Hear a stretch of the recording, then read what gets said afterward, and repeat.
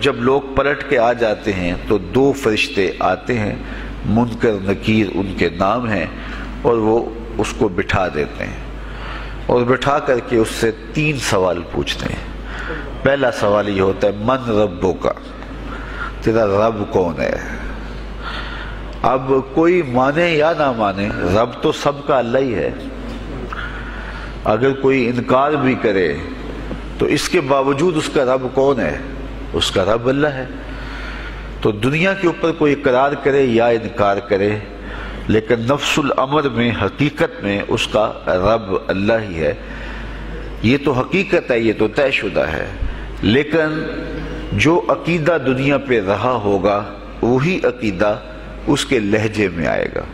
اگر اس نے عملاً، رویتاً، قولاً، فعلاً اپنے اللہ کو اپنا رب مانا، رب کہتے ہیں کسی چیز کی تربیت اس کی استعداد ذاتیہ کے مطابق کرنے والا رب کہلاتا ہے۔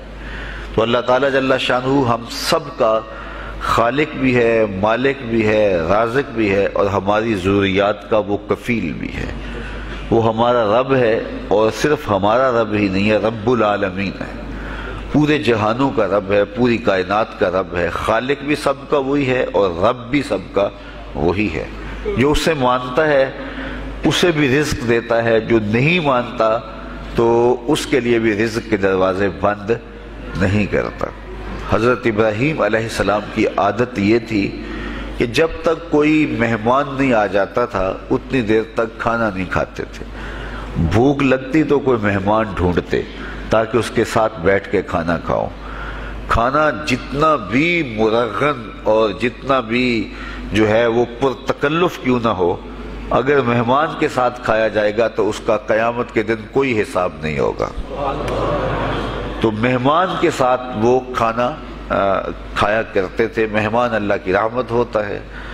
اچھا، وہ ایک دن مہمان ڈھونڈنے نکلے تو ایک بوڑھا شخص ملا تو اسے اپنے ساتھ گھر میں لے آئے، بٹھایا دسترخوان پہ۔ جب کھانے کا وقت آیا تو کہا کہ اللہ کے نام سے شروع کرو۔ اس نے کہا میں تو اللہ کا نام نہیں لوں گا، میں تو بتوں کا پجاری ہوں، بتوں کو پوجنے والا ہوں۔ حضرت ابراہیم علیہ السلام نے کہا کہ تیرے ساتھ میرا تعلق کوئی کاروباری، کوئی ذاتی، کوئی اور تو ہے نہیں، میں رب کے لیے ہی تو تجھے کھلا رہا ہوں، اور اگر تو رب کا نام ہی نہیں لے گا تو پھر میرا تیرا رشتہ کیا باقی بچتا ہے؟ اس نے کہا میں چند لقموں کے لیے اپنے بتوں سے بے وفائی نہیں کر سکتا۔ وہ غالب نے کہا تھا نا کہ وفاداری بشرط استواری اصل ایمان ہے، مرے بت خانے میں تو کعبے میں گاڑو برہمن کو۔ اس نے اپنے انداز میں ایک بات کی تھی کہ وفاداری بڑی چیز ہوتی ہے، تو اس نے بتوں سے وفاداری کا بھرم رکھا۔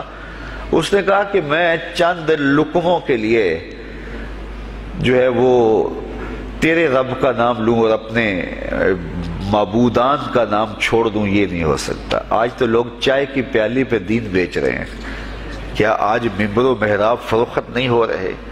لیکن اس بوڑھے شخص نے کہا کہ میں چند لقموں کے لیے، چند ٹکڑوں کے لیے میں اپنے بتوں سے بے وفائی نہیں کر سکتا۔ حضرت ابراہیم نے کہا تو اگر بتوں کے ساتھ اتنی محبت رکھتا ہے تو پھر میں بھی رب کے نام کے علاوہ تجھے دینے پہ آمادہ نہیں ہوں۔ وہ دسترخوان سے اٹھ کے چلا گیا۔ وہ چلا گیا تو جبریل امین حاضر خدمت ہوئے، رب کا سلام دیا، اے ابراہیم۔ رب سلام دیتا ہے اور فرماتا ہے تو نے آج میرا ایک بندہ ناراض کر دیا۔ یا اللہ، وہ تیرا بندہ تھا، اس کو تو تیرا نام لینا بھی گوارا نہیں تھا۔ کہا ابراہیم اس کی عمر کتنی ہوگی؟ یا اللہ 80 سال کے قریب ہوگی۔ کہا اتنا عرصہ ہو گیا میں اس کو رزق دے رہا ہوں، تو ایک دن نہیں کھلا سکا۔ اب ابراہیم علیہ السلام اس کو ڈھونڈنے نکلے ہیں۔ وہ کسی پہاڑ پہ چڑھ رہا تھا، دور سے آواز دیو میاں آ جاؤ کھانا ٹھنڈا ہو رہا ہے۔ اس نے کہا تم تو بڑے سخت تھے، لہجے میں، رویے میں تبدیلی کیسے آ گئی؟ کہا کہ اسی رب کا پیغام آیا ہے کہ مجھے اتنا عرصہ ہوا اسے کھلاتے ہوئے، وہ مجھے نہیں بھی مانتا تھا، پھر بھی میں اس کی ضروریات کو پورا کرتا رہا ہوں، اور تم ایک دن نہیں دے سکے، تو آؤ کھانا ٹھنڈا ہو رہا ہے۔ کہا تیرے رب کا نام نہیں لوں گا، کہا نہ لینا، کہا اتنی تبدیلی، کہا اسی رب کا سندیس آیا ہے، اسی رب کا پیغام آیا ہے۔ کہا پھر کھانا بعد میں کھاؤں گا، پہلے اپنے رب کا مجھے غلام بنا لے۔ تو کوئی مانے اس کو بھی دیتا ہے، کوئی نہ مانے اس کو بھی دیتا ہے، بلکہ دنیا کے اوپر کافروں کو زیادہ دیتا ہے۔ ایک روایت میں آتا ہے کہ اگر اہل ایمان کی دلجوئی کا لحاظ نہ ہو تو کافروں کے گھروں کی سیڑھیاں سونے اور چاندی کی ہوں، لیکن یہ کہیں گے ہمیں تو مار ہی دیا ہے۔ اور اقبال نے کہا تھا نا کہ کافر کو دیے حور و قصور اور مومن کے لیے فقط وعدہ حور۔ تو اس لیے ان کی دلجوئی ہے، ورنہ کافروں کو اتنا دور، چونکہ ان کا حصہ آخرت میں نہیں ہے، ان کا حصہ صرف دنیا ہے۔ دنیا پہ عیش کریں، دنیا پہ عیش و عشرت کی زندگی گزارے، دنیا ہی دنیا، آخرت میں ان کا کوئی حصہ نہیں۔ اور مومن کا آخرت میں حصہ ہے، اور دنیا کے اوپر جو تکلیفیں آتی ہیں ان تکلیفوں کا بدلہ اس کو قیامت کے دن دیا جائے گا۔ بلکہ صحیح حدیث میں آتا ہے کہ جب اہل بلا کو ان پر آنے والی مصیبتوں کا صلہ دیا جائے گا تو لوگ آرزو کریں گے کاش ہمارے بدن کو لوہے کی کینچیوں سے کاٹ دیا ہوتا، اور دنیا کے اوپر ہمیں بھی تکلیفیں، اذیتیں، آلام و مصائب آئے ہوتے۔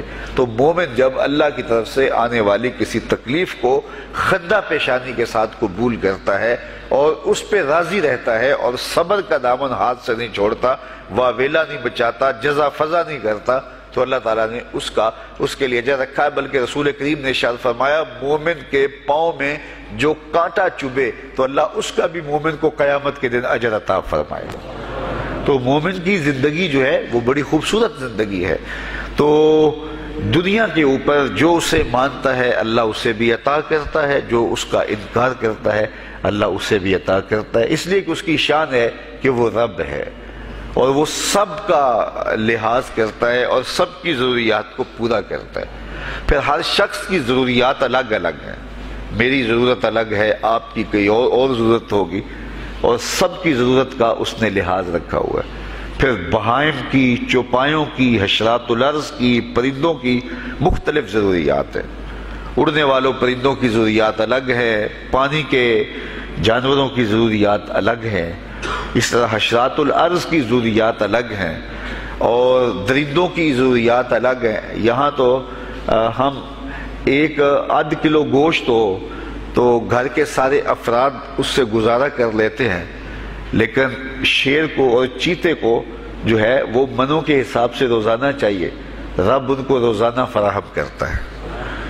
یہ پنساری کے پاس جائیں، اگر آپ کو ڈاکٹر یا حکیم لکھ دے کہ یہ آپ کو خالص سچے موتی چاہیے، اس کی کوئی چیز آپ کو بنا کے دیں گے تو آپ ہزاروں لاکھوں روپے خرچ کرتے ہیں، پھر بھی بعض کا اعتماد نہیں ہوتا کہ یہ بالکل 1 نمبر ہے یا 2 نمبر۔ تو رتی ماشی اور تولوں کے اندر آپ ان کو خریدتے ہیں اور وہ بھی آپ کو گمان ہوتا ہے کہ پتہ نہیں خالص ہیں یا ناخالص، لیکن دنیا کے اوپر لاکھوں کروڑوں پرندے پائے جاتے ہیں، جانور پائے جاتے ہیں، ہنس، اور وہ کھاتا ہی سچے موتی ہے۔ صبح کو بھی، شام کو بھی، دوپہر کو بھی اللہ سب کو پیٹ بھر کے کھانے کے لیے عطا فرماتا ہے۔ تو جس کی جو ضرورت ہے وہ رب ہے، اس ضرورت کو پورا کرتا ہے۔ تو ہم اگر اللہ تعالیٰ کو رب مان لیں حقیقی معنوں کے اندر تو ہماری زندگی کی پریشانیاں، ہماری زندگی کے دکھ مٹ جاتے ہیں۔ مصیبتیں اس وقت آتی ہیں اور اس وقت پریشانی لگی رہتی ہے، دھڑکا لگا رہتا ہے کہ جب انسان جو ہے وہ سمجھتا ہے کہ میں ہی جو ہے وہ کچھ کرنے والا ہوں۔ وَمَا مِن دَابَّةٍ فِي الْأَرْضِ إِلَّا عَلَى اللَّهِ رِزْقُهَا، زمین پر چلنے والی، رینگنے والی کوئی چیز نہیں جس کا رزق اللہ کے ذمہ کرم پہ نہ ہو۔ تو جب انسان اس عقیدے کو اپنی روح میں، اپنے باطن میں اتار لیتا ہے تو پھر اس کی زندگی سوکھی ہو جاتی ہے کہ وہ میرا خالق بھی ہے اور وہ میرا رب بھی ہے۔ اور یہ یقین انسان کی زندگی کے اندر اعتماد، روشنیاں اور توکل بھر دیتا ہے۔ بلکہ ایک حدیث میں آیا کہ جس طرح توکل کرنے کا حق ہے اگر وہ تم ادا کرو تو اللہ تمہیں ایسے رزق عطا فرمائے جس طرح پرندوں کو عطا فرماتا ہے۔ وہ جب صبح نکلتے ہیں تو ان کے پیٹ خالی ہوتے ہیں اور انہیں پتہ نہیں ہوتا کہ کہاں سے رزق مل رہا ہے، اور جب وہ شام کو آتے ہیں تو ان کا پیٹ بھرا ہوا ہوتا ہے۔ بند توکل، پنچھی اڑ دے خرچ نہ پلے زیرا ہو، سلطان باہو فرماتے ہیں کہ انہیں کوئی نہیں پتا ہوتا کہ فلاں جگہ پہ جانا ہے، لیکن کبھی ایسا نہیں ہوا کہ وہ بھوک سے مر گئے ہوں اور انہیں کچھ ملا نہ ہو، تو وہ خالی پیٹ کبھی نہیں آتے، وہ اللہ تعالیٰ ان کو رزق نصیب فرماتا ہے، وہ سب کا رب ہے۔ تو اگر ہم اپنے رویے سے، اپنے عمل سے، اپنے عقیدے سے واقعی اللہ کو رب مانتے ہیں، تو پھر قبر میں جب سوال ہوگا من ربوں کا، تیرا رب کون ہے، تو پھر کبھی بھی جواب دیتے جھجک محسوس نہیں ہوگی۔ بندہ عرض کرے گا رب اللہ، میرا رب اللہ ہے اور میں اسی کو اپنا رب مانتا ہوں، میری ضروریات کی کفالت بھی اسی کے ذمہ کرم پہ، اور میرا تیقن، میرا یقین کہ وہ میرا رب ہے۔ یہ پہلا سوال ہوگا۔ دوسرا سوال قبر میں ہوگا، اور وہ یہ ہوگا کہ ما دینوں کا، تیرا دین کون سا ہے؟ مختلف ادیان دنیا کے اوپر موجود ہیں، لیکن اسلام کے بعد اب کسی اور دین کو قبول نہیں کیا جائے گا۔ ارشاد فرمایا کہ اللہ تعالیٰ اسلام کے علاوہ کسی اور دین کو قبول نہیں کرے گا۔ تو یہ اگر میں اپنے عمل سے، اپنے رویے سے، اپنے طرز زندگی سے، اپنے انداز معاشرت سے اسلام کو اپنے اوپر غالب کر لیا، تو پھر قبر میں جواب دیتے ہوئے کوئی جھجک محسوس نہیں ہوگی۔ بندہ عرض کرے گا کہ دینی الاسلام، میرا دین اسلام ہے، میرا طرز زندگی، میرا انداز معاشرت، میرا سبھی کچھ اسلام کی مطابقت میں تھا، اور میں اسی کو اپنا دین مانتا ہوں، صرف زبان سے نہیں، اپنے رویے سے بھی، اپنے طرز زندگی سے بھی، اپنے انداز معاشرت سے بھی۔ تو یہ جو ہم اسلام کے دائرے میں داخل ہوتے ہیں اور ہم اپنے دین کو اسلام قرار دیتے ہیں، تو دین انسان کی زندگی کے تمام شعبوں پر حاوی ہوتا ہے، اور اس کا طرز زندگی، اس کا انداز معاشرت اس کی مطابقت میں ہونا چاہیے۔ تو قبر میں یہ سوال پوچھا جائے گا کہ تیرا دین کیا ہے، باوجود کہ اللہ تعالیٰ جل شانہ کو پتہ ہے کہ اس کا دین کیا تھا، اللہ کو پتہ ہے کہ یہ کس کو رب مانتا تھا، لیکن قبر میں یہ سارا سلسلہ ہوگا، اور صحیح احادیث کے اندر ان سوالوں کا تذکر آیا ہے کہ یہ سوال پوچھے جائیں گے کہ تیرا دین کیا ہے۔ اب اس نے اگر اپنا طرز زندگی، اپنا انداز معاشرت اسلام کی مطابقت میں رکھا ہوگا، اور دین کو اس نے دین سمجھا ہوگا، اسلام کو ہی اپنا دین، عملاً، رویتاً، ہر خوشی غمی کے موقع پہ اس نے اسلام کو ہی ترجیح دی ہوگی، تو پھر اس کو کوئی جھجک نہیں ہوگی جواب دیتے ہوئے کہ میرا دین اسلام ہے، میرے شب و روز، میری زندگی کے نشیب و فراز، میری زندگی کی کا گوشہ جو ہے وہ اسلام کی مطابقت میں گزرتا تھا۔ تو پھر وہ سیدھا سیدھا جواب دے گا دینی الاسلام۔ اس لیے ہمیں اس سوال کی تیاری بھی کرنی چاہیے کہ ہماری نجی زندگی ہو یا ہماری اجتماعی زندگی ہو، ہماری گھریلو زندگی ہو یا ہماری معاشرتی زندگی ہو، ہماری ذاتی زندگی ہو یا ہماری سیاسی زندگی ہو، ہماری جس طرح کی بھی زندگی کے جو بھی شعبہ جات ہیں، سب میں ہم دین کو غالب کریں۔ ہم صرف مسلح کے مسلمان نہ بنیں کہ 5 نمازیں پڑھ لیں اور ہم کہتے ہیں مسلمان ہیں، روزے رکھ لیے، تراویح پڑھ لی، اور ہم نے جو ہے وہ زکوٰۃ دے دی اور حج کر لیا، تو اس سے ہم مطمئن ہو گئے کہ ہم مسلمان ہیں۔ اسلام ایک مکمل اور اکمل اور کامل ضابطہ حیات ہے، اپنے ماننے والوں کو زندگی گزارنے کا پورا اسلوب اور مکمل کامل رہنمائی دیتا ہے۔ ہم نے ہمسایوں کے ساتھ سلوک کیسے کرنا ہے، یہ ہمیں اسلام بتاتا ہے۔ ہم نے بیوی کے ساتھ سلوک کیا کرنا ہے، یہ ہمیں اسلام بتاتا ہے۔ اولاد کی تربیت کیسے کرنی ہے، اسلام کی واضح تعلیمات ہیں۔ ہم نے سفر کرنا ہے تو انداز سفر کیا ہونا چاہیے، اسلام نے ہمیں بتایا۔ کاروبار کرنا ہے تو ہم جو ہے وہ کیا کاروبار کو مارکیٹ سے سیکھیں گے یا اللہ اور اس کے رسول سے سیکھیں گے، تو ہمیں اللہ اور اس کے رسول نے واضح 2 ٹوک اور سیدھے سیدھے احکام دیے ہیں کہ تم جب کاروبار کرو تو تم جو ہے وہ اس انداز کے ساتھ کاروبار کرو، کم نہیں تولنا، کم نہیں ناپنا، جھوٹی قسم نہیں کھانی، سود نہیں لینا۔ تو یہ ساری چیزیں، ملاوٹ نہیں کرنا، ایک ایک چیز جو ہے وہ اسلام نے ہمیں فراہم کی ہوئی ہے۔ تو پورا دین جو ہے جب ہم اختیار کریں گے، ہمارے رویے، ہمارا طرز زندگی، ہمارا انداز معاشرت جب دین اسلام کے مطابق ہوگا، تو قبر میں اس سوال کا جواب دینا ہمارے لیے کوئی مشکل نہیں ہوگا۔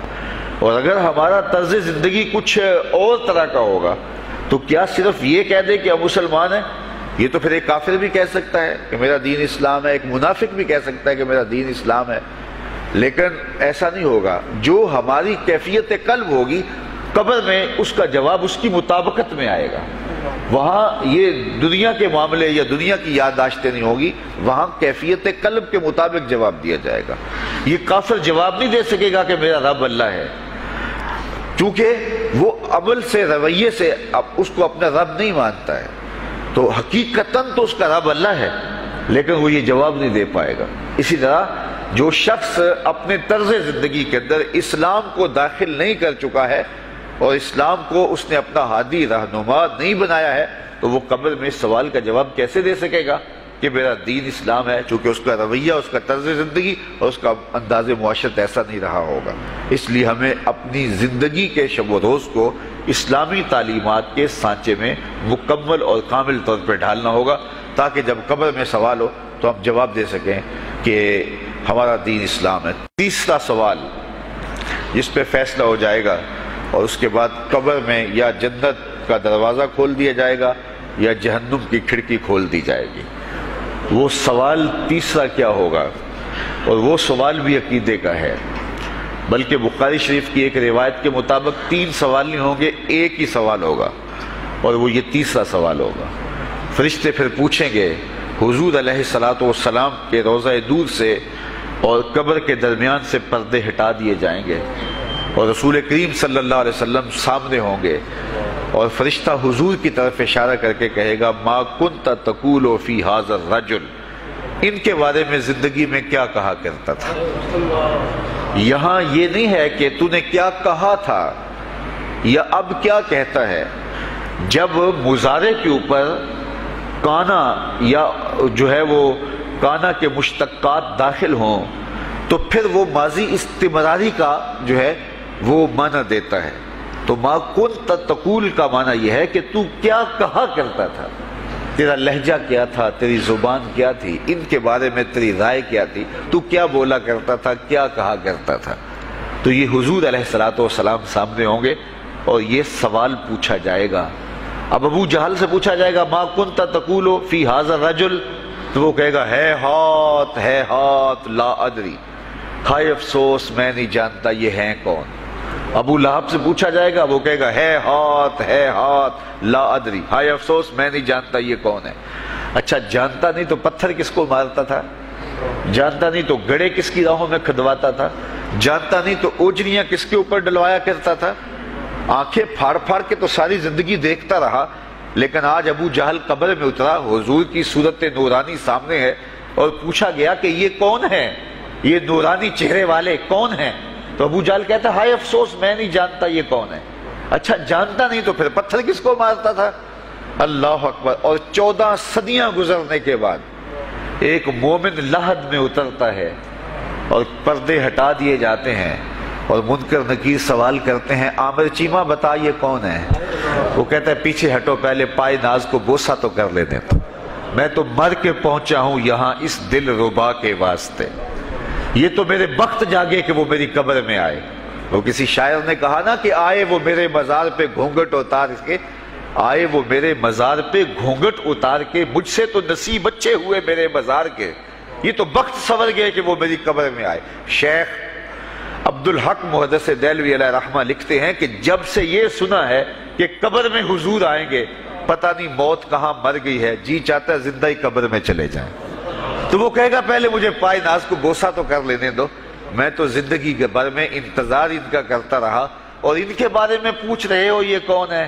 ساری زندگی پیر مہر علی شاہ نقشہ بتاتے رہے، مکھ چند بدر شاہ شانی ہے، متھے چمک دی لاٹ نورانی ہے، کالی زلف تے اکھ مستانی ہے، مخمور رکھی ہند مد بھریاں۔ تو وہ فوراً جواب دیتا ہے یہ تو وہی میرے آقا و مولا ہیں جن کے لیے ساری زندگی تڑپتا رہا اور ان کی زیارت کی آرزوئیں اور تمنائیں کرتا رہا۔ اچھا ابو جہل ساری زندگی دیکھتا رہا تو وہ تو جواب نہیں دے پائے گا، وہ کہتا ہائے افسوس میں نہیں پہچانتا یہ کون ہے، ہاتھ لا ادری، مجھے نہیں پتا اور 14 صدیاں گزرنے کے بعد ایک مومن لحد میں اترتا ہے تو وہ فوراً کہتا ہے یہ تو وہی ہیں جن کے لیے زندگی گزار آیا ہوں۔ تو جس نے دیکھا تھا وہ پہچان نہیں سکتا، اور صدیوں بعد جو دنیا کے اوپر آیا وہ فوراً پہچان بھی رہا ہے اور پائے ناز کو بوسے بھی کر رہا ہے۔ تو پھر اس کا کیا جواب ہوگا؟ تو اس کا جواب علامہ اقبال علیہ رحمہ نے دیا۔ وہ کہتے ہیں قبر میں یہ جو آنکھیں ہیں ان میں تو مٹی پڑی ہوگی، یہ تو بند ہوگی، دل کی آنکھیں کھلی ہوں گی۔ ابو جہل نے ان آنکھوں سے دیکھا تھا، یہ آنکھیں تو اب کھلی نہیں ہیں، تو ان سے وہ کیسے پہچانے گا؟ اور دل کی آنکھوں نے حضور کو دیکھا ہی نہیں تھا۔ اور یہ صدیوں گزرنے کے بعد جو مومن لحد میں اترتا ہے اس کی گو ان آنکھوں نے نہیں دیکھا تھا، لیکن در دل مسلم مقام مصطفیٰ است۔ مومن کے دل کے ڈیرے کے اندر مومن کے دل میں حضور ہی بستے ہیں، اس لیے اس کی آنکھوں نے، دل کی آنکھوں نے حضور کو دیکھا اور پہچان لیا، اس لیے کہ دل کی آنکھوں نے حضور پہلے بھی دیکھے ہوئے تھے اور دل آرزو میں مچلتا رہا، اس لیے دل کو پہچاننے میں دیر نہیں لگی۔ تو وہاں یہ آنکھ نہیں پہچانے گی، یہ آنکھ پہچانے گی۔ اس لیے اقبال نے دوسرے مقام پہ کہا دل بینا بھی کر طلب خدا سے کہ آنکھ کا نور دل کا نور نہیں۔ آنکھ کا نور اور ہے، دل کا نور اور ہے۔ تو اگر کوئی شخص دنیا کے اوپر دل کے نور سے بے بہرا رہا، قیامت کے دن یہ آنکھیں اسے فائدہ نہیں دے گی، بلکہ اللہ تعالیٰ نے خود قرآن مجید میں ایک مقام پہ فرمایا من کان فی ہذہ اعمی فہو فی الآخرۃ اعمی واضل سبیلا، جو اس دنیا میں اندھا رہا کل قیامت کے دن بھی نابینا اٹھایا جائے گا۔ اس سے ان آنکھوں کی بے نوری قطعاً مراد نہیں، کسی مفسر نے نہیں لکھا، بلکہ وہ تو واضح حدیث میں آتا ہے جو دنیا میں ان دو محبوب چیزوں سے آزمایا گیا، اللہ تعالیٰ قیامت کے دن اسے صلہ عطا فرمائے گا۔ یہ جو دنیا کے اوپر نابینا ہوتے ہیں، نابینا ہو جاتے ہیں یا پیدائشی نابینا ہوتے ہیں، تو یہ دنیا کی لذتوں سے اور دنیا کے نفعوں سے لطف اندوز نہیں ہو پاتے۔ یہ بہت بڑی آزمائش ہے، جہان اندھیر ہوتا ہے ان کے لیے، لیکن قیامت کے دن اللہ تعالیٰ اس کا بہتر صلہ ان کو عطا فرمائے گا جو دو ان محبوب چیزوں سے آزمایا گیا۔ تو اگر وہ دنیا پہ اندھا تھا اور حقیقی طور پہ، اور قیامت کے دن بھی اندھا اٹھایا جائے گا، یہ تو پھر مناسب نہیں ہوگا۔ تو یہ جو قرآن نے کہا جو دنیا میں اندھا رہا وہ قیامت میں بھی اندھا اٹھایا جائے گا، تو اس سے ان آنکھوں کی بے نوری قطعاً مراد نہیں ہے، اس سے دل کی بے نوری مراد ہے۔ تو دل اگر بینا ہوا، دل اگر روشن ہوا، تو پھر قبر کے اندر بھی دل دے دیوے دی روشنائی جاوے وچ زمینہ، تو پھر وہ معرفت رسول کا سبب ہوگا دل کا اجالا، اور پھر حشر کے اندر بھی جو ہے وہ دل کی آنکھیں روشن ہوں گی۔ تو جس نے اپنے قلب کو نور معرفت سے، نور ایمان سے اور نور محبت سے منور نہیں کیا ہے، تو وہ قبر کے اندر، حشر کے اندر نابینا ہی اٹھایا جائے گا، اور یہ قرآن کی صریح نص ہے۔ تو اب ابو جہل نے ان آنکھوں سے دیکھا ہے، لیکن جب سوال ہوتا ہے بتاؤ یہ کون ہے، تو وہ کہتے ہیں ہے ہاتھ لا ادری، افسوس میں نہیں جانتا۔ اور صدیاں گزرنے کے بعد ایک مومن لحد میں اترتا ہے، ظاہری ملاقات بھی نہیں ہے، جب اس سے پوچھا جاتا ہے یہ کون ہے، تو وہ کہتا ہوا محمد صلی اللہ علیہ وسلم، یہ تو وہی آقا ہے جن کے لیے ساری زندگی، جن کے تذکروں کی خوشبو سونگھتا رہا ہوں، تو مجھے تو جو ہے وہ ان کے پائے ناز کو بوسہ کر لینے دو۔ تو بتاؤ اس کے دل کی آنکھوں نے حضور کی معرفت حاصل کی اور حضور کو پہچان لیا، تو دل بینا بھی کر طلب خدا سے کہ آنکھ کا نور دل کا نور نہیں۔ تو حضور علیہ السلام کے حوالے سے جب سوال ہوگا، اگر اس سوال کا جواب نہیں آیا تو پھر جہنم کی کھڑکی کھول دی جائے گی، اور اگر اس سوال کا جواب آیا تو پھر جنت کے دروازے کشادہ کر دیے جائیں گے، اور جنت کی ٹھنڈی ہوائیں اس کی قبر میں آ جائیں گی۔ بلکہ حدیث میں آتا اسے کہا جائے گا کہ نم کنومت العروس، ایسے سو جا جس طرح دلہن سوتی ہے۔ اور وہاں سے لے کر کے حشر تک کا سفر جو ہے اس کے لیے بہت لمبا سفر نہیں ہوگا، وہ ایسے ہوگا کہ جو ہے وہ ایک خوبرو کے گلے سے ہار گرے گا اور وہ موتی ٹوٹ کے گر جائیں گے، اور وہ اس کو چننے میں مصروف ہو جائے گا۔ ابھی سارے موتی چن نہیں پائے گا کہ قیامت آ جائے گی۔ یہ مومن کے لیے اللہ نے آسانی رکھی، 50,000 سال کا دن ہوگا یوم محشر، لیکن جو مومن ہوگا اس کے لیے حشر کا اتنا بڑا دن ایسے ہوگا جتنا عصر کا وقت ہوتا ہے، تو اتنے تھوڑے وقت میں اس کے لیے گزر جائے گا۔